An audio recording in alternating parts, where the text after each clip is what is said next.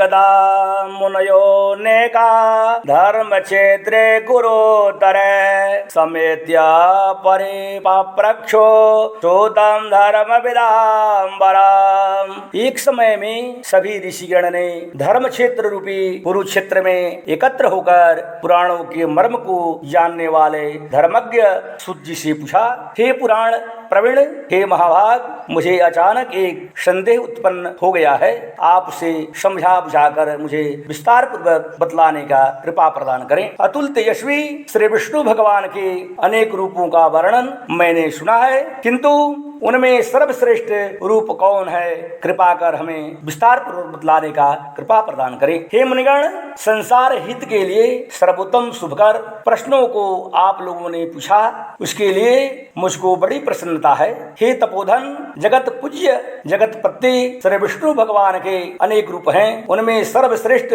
रूप को आदर पूर्वक जिनके स्मरण मात्र से बड़े बड़े पापी जन भी पाप मुक्त हुए, इसमें जरा भी संशय नहीं है। इसी प्रश्न को एक बार क्षीर समुद्र में श्री लक्ष्मी जी ने भी भगवान विष्णु से पूछा था। हे जगन्नाथ, भक्तजन आपके अनेक रूपों की भक्ति पूर्वक पृथ्वी पर पूजा अर्चना करते हैं। हे स्वामिन, वे सब रूप समान ही है या मुख्य और गौण के विचार से भेद भी है। हे प्रिय, जब मैं योग माया के साथ समूचे ब्रह्मांड को अपनी आत्मा में समेट लेता हूँ, तब मैं अनेक रूप धारण कर इस तरह की इच्छा करता हुआ जीवों को कर्म भोग के लिए क्षण भर में असंख्य लोगों की जिस रूप को से रचता हूँ, उसी रूप को कहता हूँ। आप ध्यान पूर्वक। हे देवी, चारों तरफ से प्रकाशित करता हुआ अनेक सूर्यों के तुल्य चमकने वाला विश्वकर्मा का रूप धारण करता हूँ और उसके बाद नर सृष्टि करने की इच्छा करता हूँ। पहले तपस्वी ब्रह्मा को रचता हूँ, उस ब्रह्मा को स्तुति यज्ञ गान के प्रकाशमान करने वाले यजु और सामवेद उपदेश करता हूँ। इसी प्रकार शिल्प विद्या के प्रतिपादक अथर्ववेद को भी प्रदान करता हूँ। इसी वेद द्वारा शिल्पियों ने वस्तुओं की रचना। हे माहेश्वरी, सभी रूपों में यही मुख्य रूप है जिसने सारी सृष्टि का क्षण में निर्माण करता। जो मानव इस अद्भुत रूप का क्षण भर ध्यान करता है, उसके सभी विघ्न नाश हो जाते हैं, इसमें जरा भी संशय नहीं है। जो शिल्पी श्री विश्वकर्मा भगवान का ध्यान करता है, उसका सारा दुख दूर हो जाता है। श्री विश्वकर्मा संहिता श्रेष्ठ खंड प्रथमोध्याय। प्रेम से बोलो श्री विश्वकर्मा भगवान की जय।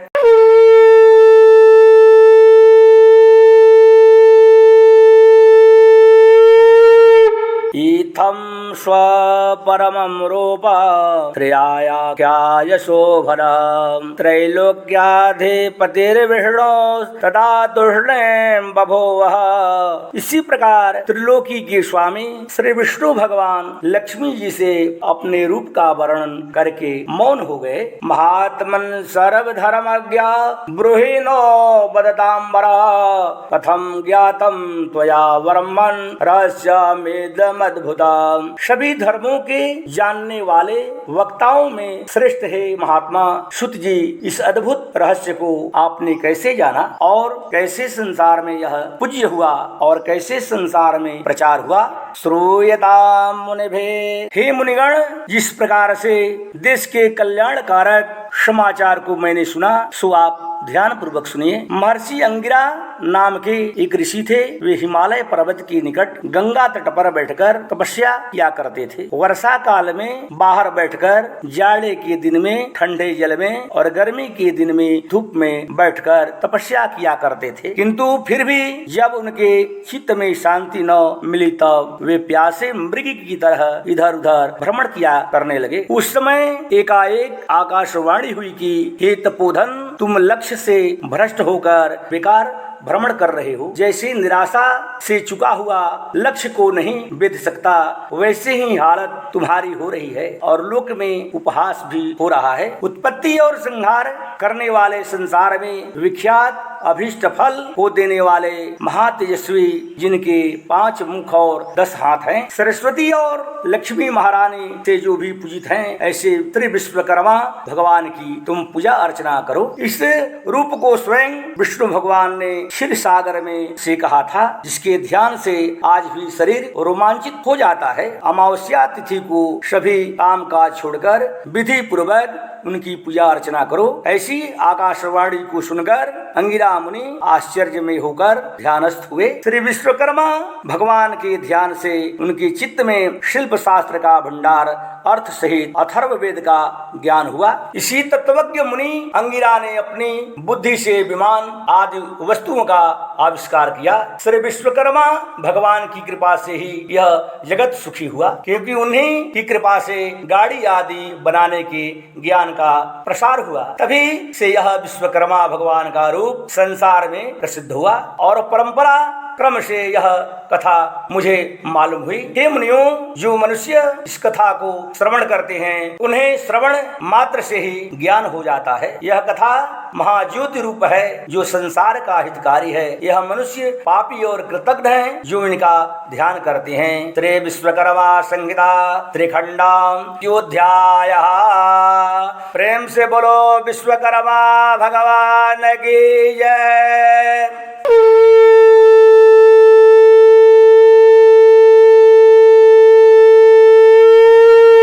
शृण्वतां भवता प्रोक्तां चरितं विश्वकर्मणः, नास्माकं चेत् सदृष्टा देवानामृतयैर्यथा।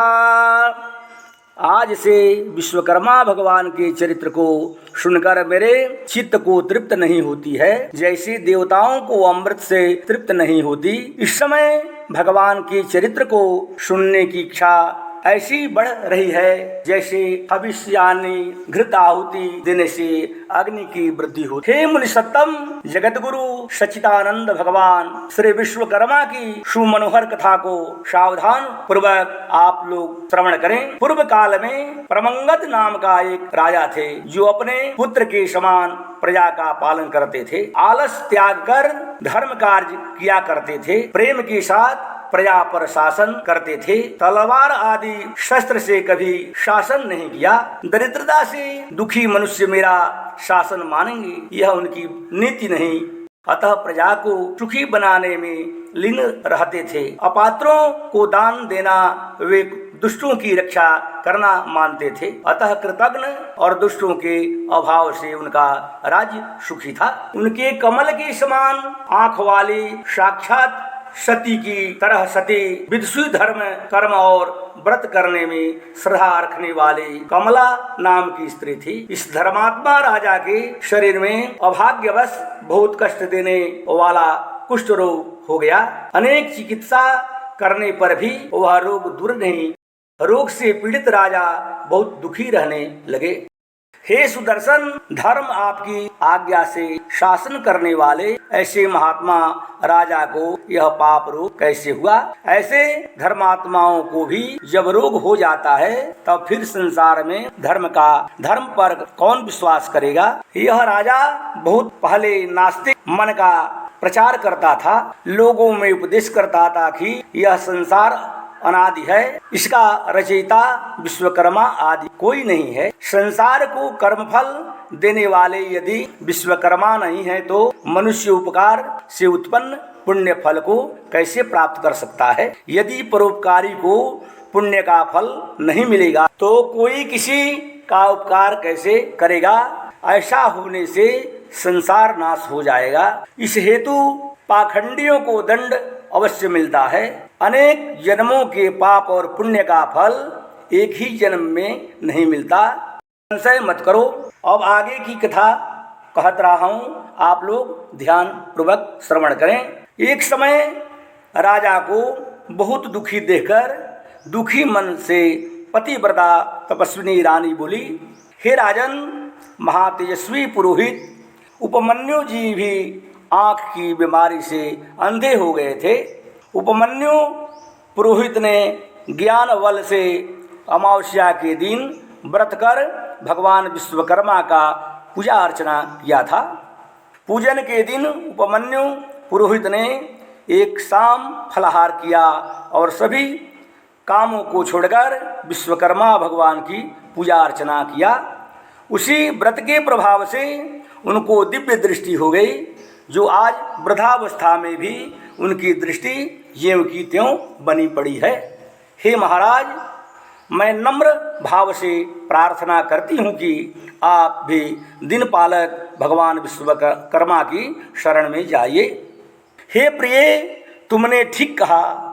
इसको सुनकर मेरे चित्त में बहुत उत्साह हो रहा है और निश्चय है कि यह काम भगवान विश्वकर्मा की कृपा से अवश्य सफल होगा। चित्त में उत्साह से ही मालूम होता है। उसी दिन से वह राजा प्रत्येक अमावस्या को सभी कार्यों को छोड़कर विश्वकर्मा भगवान का पूजा अर्चना करने लगा। उस पूजन के प्रभाव से राजा का शरीर शीघ्र ही कुष्ठ रोग से मुक्त होकर कंचन की तरह हो गया और वे सुखपूर्वक राजभोग करने लगे।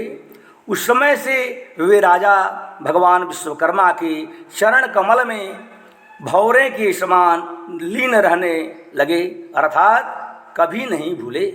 जो मनुष्य प्रतिदिन प्रेम पूर्वक भगवान विश्वकर्मा का पूजा अर्चना करता है, वह सभी से मुक्त होकर अंत में मोक्ष पद को प्राप्त करता है।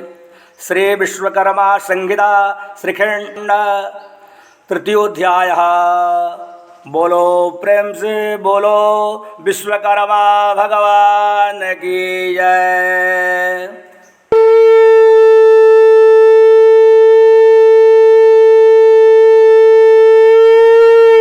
मुनयो भवतामग्रे चरितं विश्वकर्मणः प्रोच्चारितं पुनर्वक्षे जगद विस्मय कारकम्। हे मुनियों, मैंने आप लोगों को श्री विश्वकर्मा भगवान के अद्भुत चरित्र को सुनाया। अब जगत को चकित करने वाले चरित्र का वर्णन कर रहा हूँ। वाराणसीपुर नामक ग्राम में जगत के धार्मिक व्यापार से चलने वाला एक रथकार अपनी स्त्री के साथ रहता था। अपने कार्य में वह बड़ा निपुण और विद्वान था। वह रथकार जीवन निर्वाह योग्य वृत्ति के लिए व्यग्र होकर घुमा किया करता था। इस प्रकार श्रृंगाल की भांति घूम घूम कर प्रयत्न करते रहने पर भी भोजन से अधिक धन वह प्राप्त नहीं करता था। उसकी स्त्री भी पति की तरह पुत्र न रहने के कारण सदा चिंतित रहती थी और वह इसीलिए कि वृद्धा बुढ़ापा कैसे निभेगा, इस प्रकार चिंतातुर होकर वह पुत्र प्राप्ति के लिए मठों में जाकर महंतों से आशीर्वाद लिया करती थी। संतान प्राप्ति के लिए कभी कभी दाढ़ी मूछ वाले धूर्तों के पास जाया करती थी, अर्थात भेदभाव को छोड़कर सभी प्रकार के साधु संतों के पास जाती थी। लेकिन नाना विधि से तंत्र मंत्रादि द्वारा उपाय करने पर भी उसकी कामना पूरी न हुई। कभी काश में, कभी कुश में, जंगलों में और कभी यमुना के वालू में जल के भ्रम में दौड़ती हुई हरिणी की तरह उसकी दशा हो रही थी। कोई धूर्त मोर के पंखों से और कोई भोजपत्र पर यंत्र लिखकर और अपने को तांत्रिक और ओझा बताकर कि मेरे ऊपर अमुक देवता आते हैं, तुम्हारा मनोरथ पूर्ण कर देगा, ऐसा कहकर श्वेत विभूति दिया करते थे। इस प्रकार संतान चिंता से चिंतित होकर वे दोनों स्त्री पुरुष बहुत दुखित रहा करते थे। धूर्तों की लीला से विशेष माया जाल में फंसते देखकर एक पड़ोसी ब्राह्मण ने कहा, हे रथकार, संतान के लिए इधर उधर क्यों भटकते हो? मेरी समझ में तुम भारी मूर्ख मालूम पड़ते हो। इन झूठे उपायों से सुख प्राप्ति के लिए कभी संतान या धन नहीं हो सकता है, इसमें जरा भी संशय नहीं है। यह सब परिश्रम बेकार है। वे मनुष्य महामूर्ख हैं जो ऐसे झूठे उपायों से अपने मनोरथ को पूरा करना चाहते हैं। व्यर्थ उद्योग से कार्य नहीं सफल हो सकता है। ऐसे लोगों से अधिक मूर्ख वे हैं जो म्लेच्छों की फूंक की अग्नि ज्वाला से पुत्रों की दीर्घायु होना समझते हैं। म्लेच्छों की फूंक से दग्ध कुमाता के पुत्रों को शास्त्रानुसार अच्छी बुद्धि नहीं हो सकती। अतः तुम सभी वृथा उपायों को त्याग कर केवल दयालु विश्वकर्मा भगवान की शरण में चले जाओ। हे रथकार, उनकी कृपा से अवश्य कार्य सफल होगा। बिना भगवान विश्वकर्मा की कृपा से कोई भी कष्ट से मुक्त नहीं हो सकता है। कर्मों के फल देने में भगवान विश्वकर्मा स्वतंत्र हैं। आगे पीछे करके सुख और दुख दिया करते हैं। यदि यह दुर्व्यवस्था तुम्हारे कुकर्मों का फल है तो भगवान कर्मादेव इस दुख से उद्धार कर दूसरी योनि में अवश्य देंगे, क्योंकि वह सर्वशक्तिमान है और अपने निष्कपटी भक्तों को अन्य योनि में देती हैं। ईश्वर कर्मों के फल सुख दुख होता है, इसके साधक अनेक हैं। दुख देने के लिए निसंतान या निर्धन बनना साधक नहीं है। अतः सभी कामों को छोड़कर अमावस्या के दिन व्रत कर विश्वकर्मा भगवान का गुणानुवाद करो, महात्म्य सुनो और यथाशक्ति परोपकार में धन खर्च किया करो। महात्मा ब्राह्मण के मुख से ऐसी उपदेश सुनकर रथकार की आंखें खुल गईं। परापर को ब्राह्मण के चरणों को छूकर भगवान विश्वकर्मा का पूजा अर्चना करने लगा, अपने गृह को चला गया। और उस दिन से धर्मात्मा रथकार श्री विश्वकर्मा जी के चरण कमलों का ध्यान करने लगा और उसकी स्त्री भी झूठे उपायों को छोड़कर भगवान के गुणों में भक्ति करने लगी। अमावस्या तिथि को विधि के साथ व्रत करने से रथकार अति शीघ्र धनवान और पुत्रवान हो गया। उस दिन से कोई दिन भी बिना आमदनी का नहीं जाने लगा। उसका पुत्र सुशील, गुणी, विद्वान, संध्या वंदन करने वाला और माता पिता का परम भक्त हुआ। इस प्रकार दोनों स्त्री पुरुष गृहस्थ धर्म का पालन करते हुए सुखपूर्वक जीवन व्यतीत करने लगे। जो मनुष्य भगवान विश्वकर्मा का ध्यान करता है वह पुत्र कलत्र के साथ सुखी रहता है। श्री विश्वकर्मा भगवान की जय।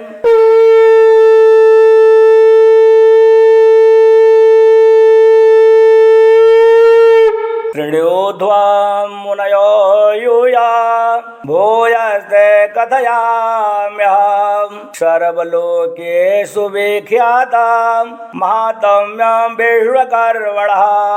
हे मुनिगण, सर्व लोकों में विख्यात श्री विश्वकर्मा भगवान का महात्म आप लोगों से फिर मैं कहता हूँ। आप ध्यान पूर्वक श्रवण करें। उज्जैन नगरी में प्रतिष्ठित और उदार बुद्धि एक धर्मात्मा श्रेष्ठ रहता था। उसका खजाना कुबेर भंडार के समान मणि, माणिक्य और मोतियों से परिपूर्ण था। उसके आसपास कोई भी ऐसा मनुष्य न था जो विवाह कार्य हेतु मामला मुकदमा लड़ने या रोग संकट से मुक्ति के लिए उससे धन न लिया हो। उपकार में धन खर्च हो जाने पर वह श्रेष्ठ दरिद्र होकर पंख में फंसे हुए हाथी की तरह दुख पाने लगा। उस सेठ को पूरा भरोसा था कि अपकृत्य मित्र हमारी सहायता अवश्य करेंगे, किंतु उसकी आशा व्यर्थ हुई। कोई भी कृतज्ञ मित्र इसको सहायता पहुंचाने को तैयार नहीं हुए। धनहीन होते ही उसके मित्र कुछ ही दिनों में उसके शत्रु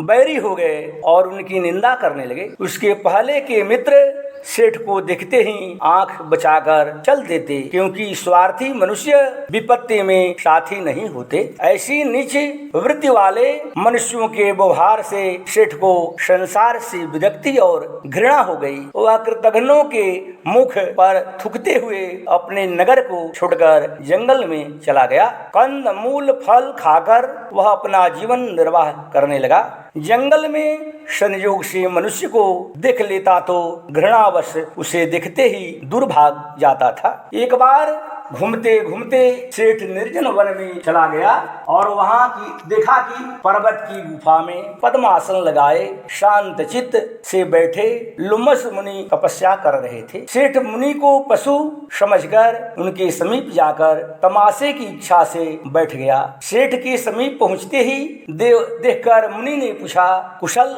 तो है, किधर से घूमते हुए पधार रहे हो? पशु को मनुष्य की भाषा बोलते देखकर सेठ को बड़ा संदेह होने लगा। प्रश्न किए जाने पर वह आदि से अंत तक का वृतांत उन महर्षि से कह सुनाया। इतना सुनकर मुनिवर ने सेठ को कहा कि यदि तुमको पापियों और कृतघ्नों से घृणा है तो फिर विश्वकर्मा भगवान से विमुख क्यों हो? हे श्रेष्ठ, सभी सुखों को भोगने वाले उसी देव ने तुमको रचा है, जिसने समुचे संसार को रचकर कर्मानुसार व्यवस्था की है। उनको त्याग कर तुम कैसे सुखी हो सकते हो? नास्तिक और कृतघ्न उपकारी मनुष्य से पहले परमात्मा को भूल जाता है। अतः अद्भुत शक्तिशाली विश्वकर्मा भगवान की शरण में जाओ। ऊर्ध्व मूल जगत के कर्ता भगवान विश्वकर्मा के अनेक रूप हैं। 2 बाहु, 4 बाहों और 10 बाहु तथा 1 नख, 4 मुख और 5 मुख का रूप है। मनु,